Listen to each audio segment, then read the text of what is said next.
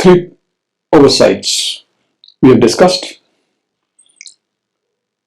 Now we're graduating to a very confusing oversight. People generally get confused on it because they are going to go for the business for themselves, for their present and future. They want to make the cake and eat it also, generally, but it never helps. So this oversight I term as being greedy. People become greedy.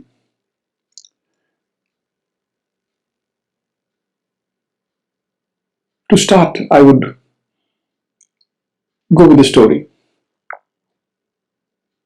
There is a gold-filled chest lying somewhere, which you know.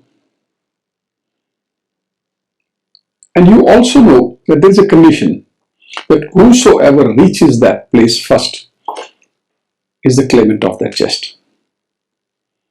But by chance, you don't have a car, you don't have a kind of conveyance which can take you there fast and bring back that chest also.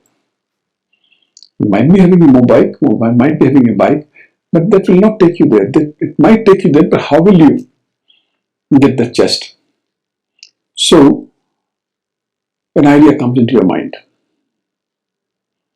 Why don't I take my friend's car to do this work, to accomplish it, and claim that chest? You go to your friend, ask him to help him, give his car. He says, no, it's my new car, I cannot give you. Okay, why don't you come with me? Let's go there together. But he says, why should I go? You are talking of something unimaginable. If I believe in you, what is my benefit? He says, okay, I'll share a part of it with you. Here it starts. When you say, I'll share a part of it with you, now you start thinking what to do. Because you have to reach there first. Now it becomes a very incredibly transparent analogy of a smart mind.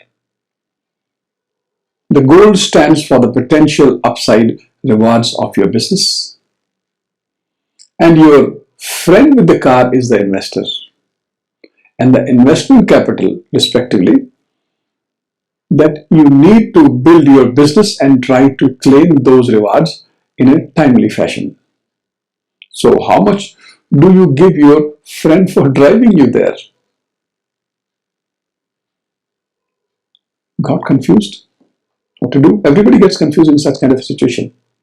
Now, here many entrepreneurs take the stance. Well, the entrepreneur comes up with an idea and offers to give his friend a token amount like 10%. But the reality is that you cannot execute, or that entrepreneur cannot execute the gold in the required time to claim it without your or his friend's car.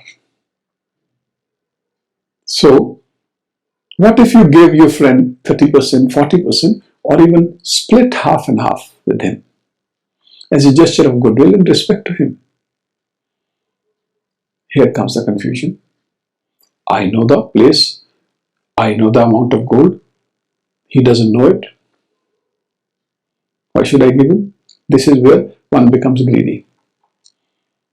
But the fact is, there will still be enough value for it to be worth both of your whiles. Yes, this is a fact of your friend, that If friend would have known about the gold and couldn't find it without your navigation.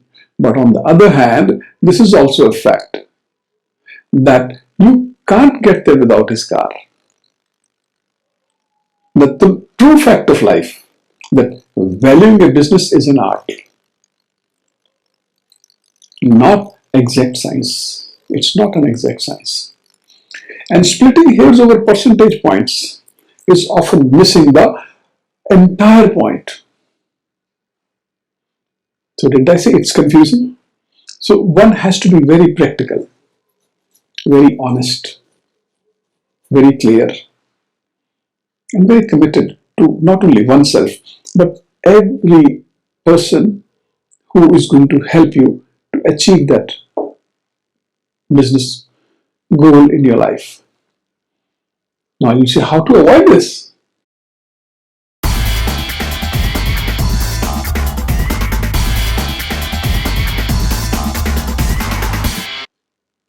Option number one. Other than understanding valuation implication from point number three, the oversight number three we discussed, don't get caught up in the percentage that you give up for raising equity capital. Capital is a necessary component of growing a business, which also a great deal of risk for the investor.